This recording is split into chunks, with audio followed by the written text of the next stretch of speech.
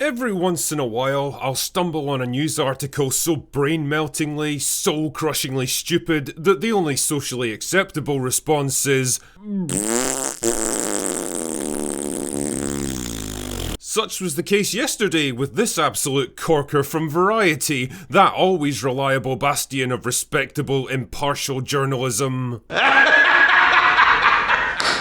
Disney's Boy Trouble. Studio seeks original IP to win back Gen Z men amid Marvel Lucasfilm struggles. You had my curiosity, but now you have my attention. Leadership at Walt Disney Studios has been pressing Hollywood creatives in recent months, multiple sources tell Variety, for movies that will bring young men back to the brand in a meaningful way.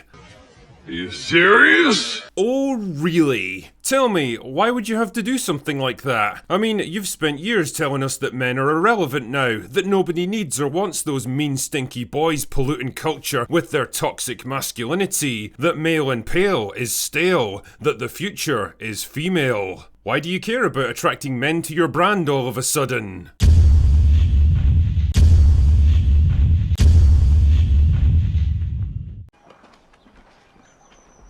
Fuck. And therein lies the rub, dear viewer. You might utterly despise men and everything they represent, but when it comes to that increasingly uncomfortable meeting with the accountants every few months, well, it turns out that you kind of need them. Especially young men, who seem to be quite a powerful demographic these days. Let's see what else this stunning and brave article has to say, shall we? Numerous studies show that Gen Z men in particular are a lonely, gaming-obsessed group who were hampered in their formative years by COVID-19 lockdowns. Oh, come on! Okay, I'm gonna stop you right there before this journalistic retardation goes any further. Let's be clear about one thing. Young men were not hampered in their formative years by the lockdowns, or the patriarchy, or global warming, or social injustice, or any of the other bullshit excuses you're gonna try to throw in to obfuscate the truth. They were hampered by an entertainment media complex that spent most of the past decade systematically trying to obliterate them from modern culture. They've been berated, insulted, deconstructed, mocked, lectured, misrepresented, gaslit into believing their every natural instinct was wrong and evil, and simultaneously labelled as useless and irrelevant, but also somehow the cause of every negative thing that ever happens in the world, depending on which explanation is most expedient. I'm so fucking tired. I thought I just needed a night's sleep, but it's more than that. And every single time they've dared to defend themselves or push back in this completely one-sided war, they've been dismissed as sexist, misogynistic idiots and bullied or attacked into silence. Is it really that much of a surprise that after all of this, after realising the deck is so hopelessly stacked against them that not only can they never be allowed to win, but they'll be actively punished for even trying in the first place, they finally decided, fuck it, I'm just not playing anymore. And they hit back with the most powerful weapon left in their arsenal, their wallets. If companies like Disney decide to use their platform to beat young men over the head with the message that everything male is inherently bad, then I guess young men just won't watch their stuff anymore. It's not exactly rocket science, but holy fuck, this article and others like it will explore every possible explanation except the simplest and most obvious one. And I think we know why. It actually kind of reminds me of all those articles cropping up on feminist websites these days decrying the lack of male attention after those very same sites spent years complaining about men being too forward, too assertive, too interested, too creepy, and gosh darn it, why can't they just leave us all alone? Gee, I wonder why they're not interested in dating anymore. It's a total mystery to me too, ladies. The irony is that Disney already had access to some of the biggest and most successful male-focused brands in history. And yes, both Star Wars and Marvel were decidedly male brands.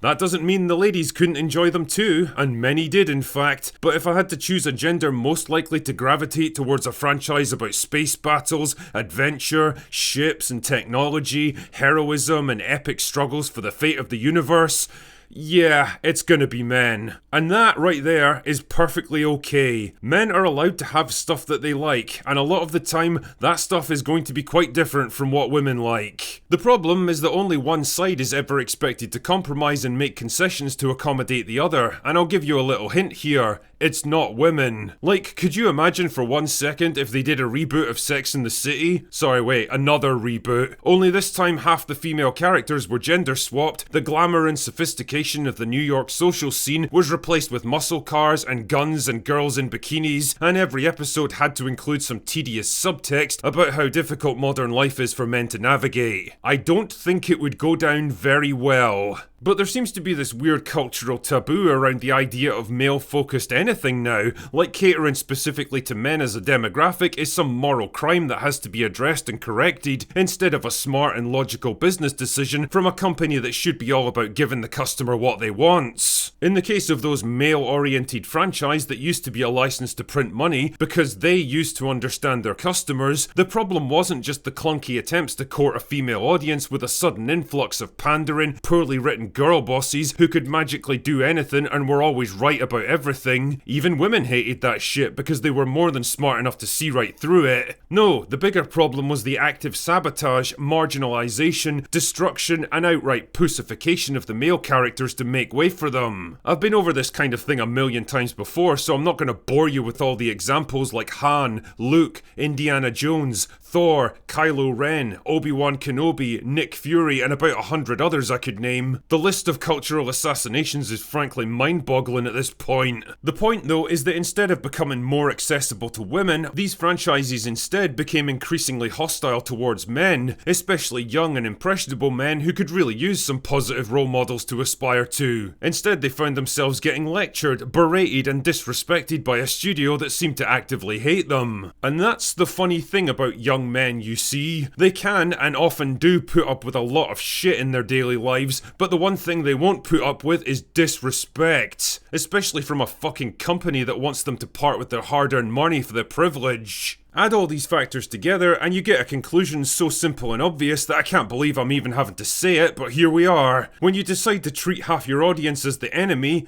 that's exactly what you turn them into. You really do get what you fucking deserve, and in this case, Disney deserves to lose half their audience because they gave them absolutely no reason to stick around. But you know what? Rather than signing off with some smarmy little fuck you, I want to pull something positive out of this situation because it seems like even Disney are beginning to acknowledge how badly they've done wrong. Yeah, the admission's only been forced grudgingly out of them by sheer financial necessity, but it's something at least. And never let it be said that the drinker doesn't offer a helping hand to those in need.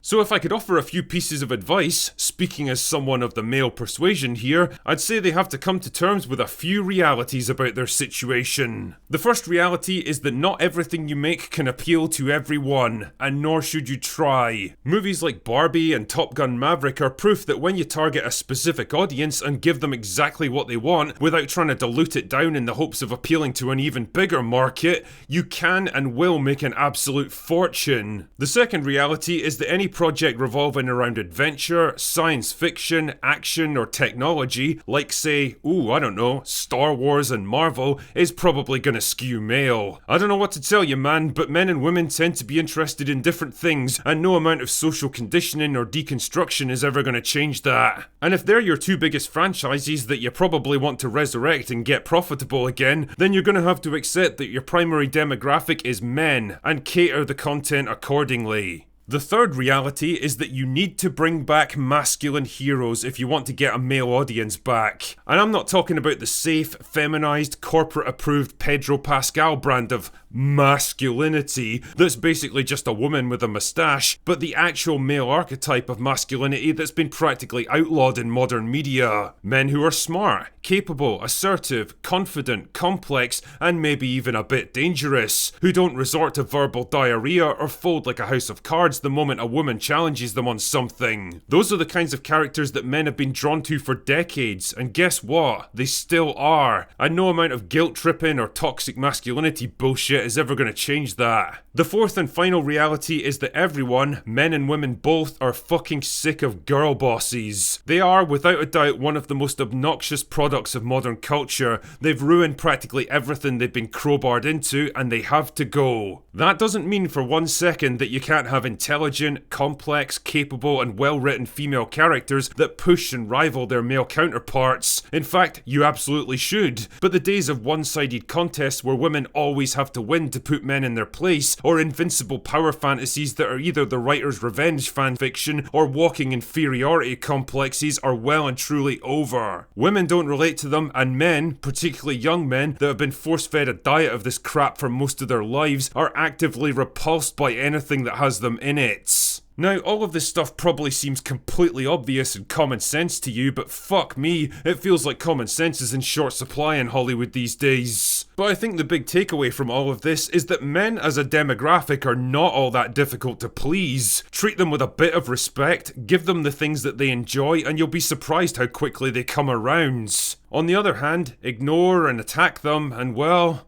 I think we've seen where that road leads. Anyway, that's all I've got for today. Go away now.